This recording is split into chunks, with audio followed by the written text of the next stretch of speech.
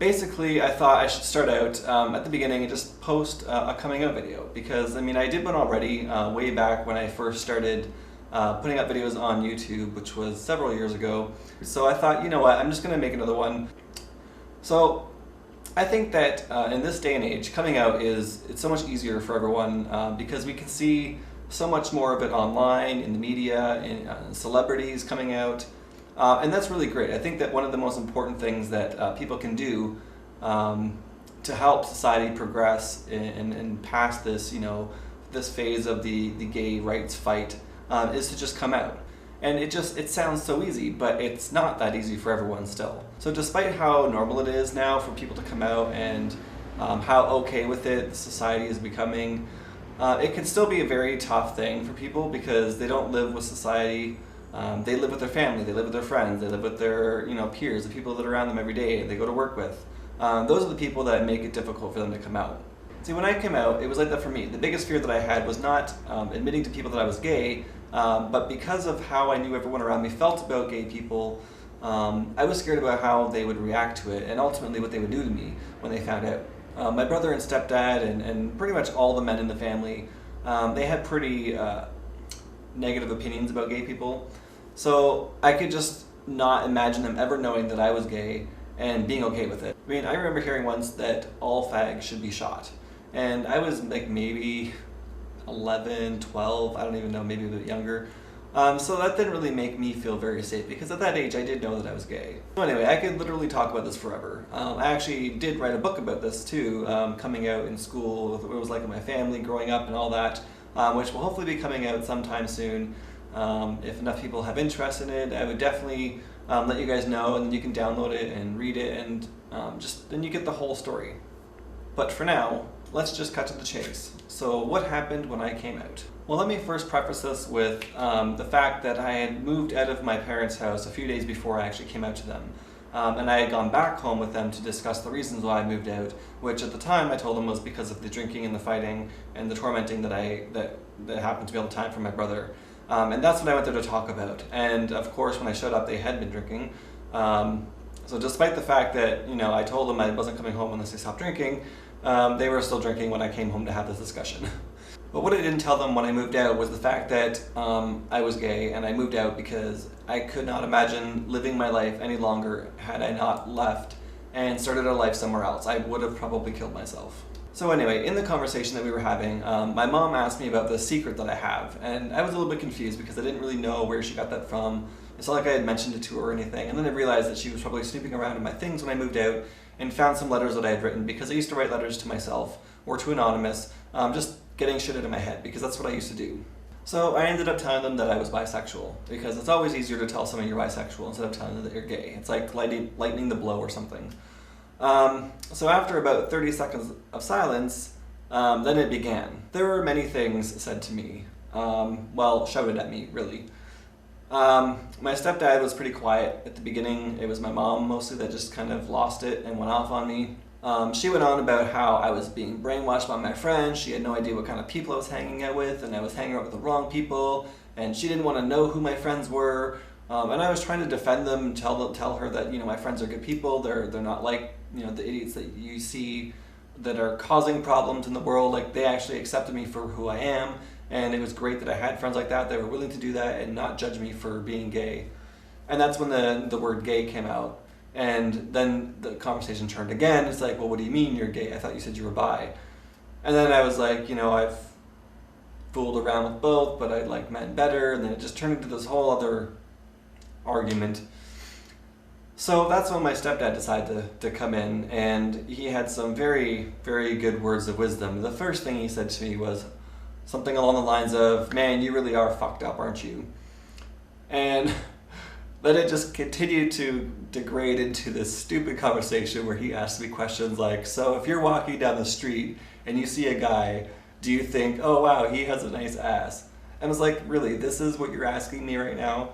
And then he went on about how I needed therapy, to which I was arguing the fact that I don't need therapy. I have issues that I deal with in my own way, and I usually deal with them by talking to my friend. And then it just kind of led into the whole conversation about like, well, is your friend a therapist? And just trying to get me to admit that no, my friend's not a therapist, therefore she cannot help me, and I need to go see somebody else. So that was pretty much how that conversation went, until the point came where I had to get up and leave, and I just left them alone in the kitchen. So after a while, they talked for a little bit. I was certain they would have been fighting, but they weren't. She came into the bedroom, and with her came a barrage of more questions. And these questions were a little bit more, I guess, thought out, but they were still just, the type of questions that you would get from people that just don't understand anything about being gay. She asked me questions like, why do I want to be gay? Why I have so many good things going for me in my life. Why would I want to throw it all away to be gay? Don't I want to have a normal life? Do I want to live with AIDS for the rest of my life? Why am I doing this to her? What did she do to deserve this? It was all about what she was worried about, like what she thinks is going to happen. And completely ignoring the fact that this is me, this is my life, this is what's going on with me, is what's happening to me. So I tried to argue each of these questions to the best of my abilities, but she was not listening to it. And then my stepdad came into the room. Again, it's like, how can you do this to your mother? How dare you come back here and drop this bombshell on the family? It's like, I'm not trying to do this to anybody. I'm not trying to do anything to anybody. All I was trying to do is just be honest. And apparently that was the wrong thing to do. So I got fed up with all of the questions and their lack of listening to me, and I kind of blew up, and I just shouted at them. I screamed at them, telling them that they're never going to understand.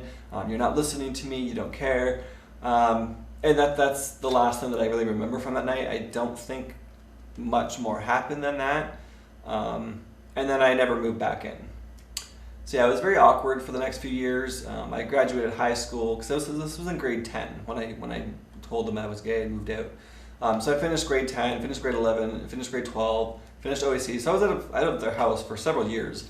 And then I was in Gravenhurst for a couple of years, and then they finally eventually moved to Toronto, where shortly after that my mom and my stepdad had broken up, which was great. That was something that needed to happen a long time before that. So they broke up, and that's when I finally started having more of a relationship with my mom. It's like we actually started to talk again. She was able to listen to me, and not that she did listen a lot, but we were able to at least talk about it a little bit. And I think a lot of that is that I did send her a very long written letter in the mail, just explaining everything about me, about being gay, about what was like in high school, about the drug phase that I went through, being in love, all the stuff that she just would not listen to over the phone, and what she avoided talking about. So I wrote her this letter. It was probably like, 3 or 4 pages long. Maybe I'll read it to you in another video. But I think that was kind of a turning point for her. She wasn't able to interrupt me, and she actually had to listen to it. And she finally came around, and we actually started talking a lot more. But it took like 10 years before she actually was able to just talk to me.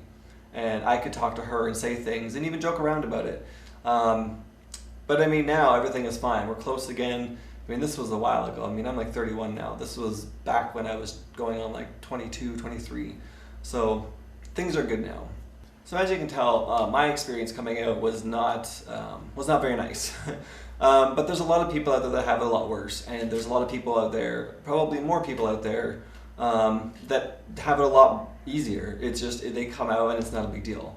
It just really depends on who your parents are, who your family is, nowadays it's okay to even say it depends on how old your parents are, because if you're 10, 11, 12, 13 years old, it's very likely that your parents were born in the 90s.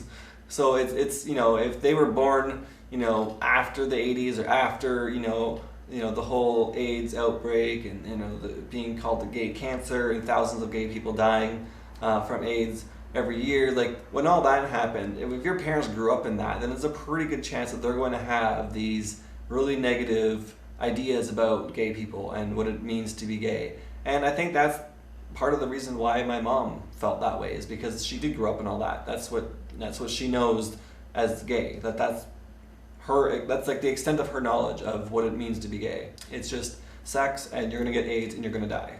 Like that's pretty much, I think, what she thought being gay meant. But either way, coming out is something that you need to do on your own. I think it's really important that you do come out, but in your own time. You have to be honest with yourself. You have to be true to yourself. You have to do what's right. And if you know that it's not good, or like it's just not the right thing to tell your parents that you're gay when you're 12, then don't do it. Just wait till it's older. But if it's killing you and you cannot stand to live, and each day is hell, and all you want to do is crawl up into a hole and die, then it's probably better that you just come out and get it over with, because you'll probably find out that things are a lot easier afterwards, because they're not holding it inside anymore. It's out there, people know, and they will get over it. I mean, they do get over it.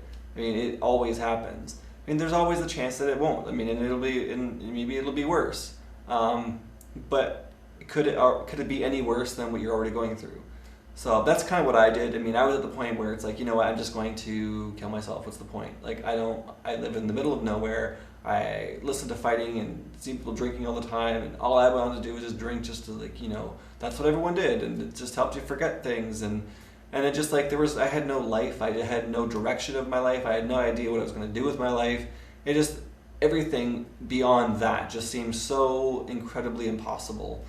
But it was so much better once I just moved out of the house and came out and found people that actually loved me and cared about me and didn't judge me and were totally fine with me being gay. So with the way things are these days, it's easy to forget that for many young gay people, each day is a living hell. Every day is a struggle just to get by, and hiding the secret inside for fear of what may happen if they were to come out is still a very real fear to have. At the same time, it's definitely much more socially accepted. So if you can just hold off a little bit longer until you're away from those people that you fear finding out so bad, then you can take comfort in knowing that there's a massively growing community here that's here for you, that can support you everywhere you go. So I think that's it for me for this video. I think that was a lot longer than I anticipated. But like I said, I could talk about this forever. So I'm gonna go now. Thank you all for watching. I will see you next video, and I will talk to you again soon.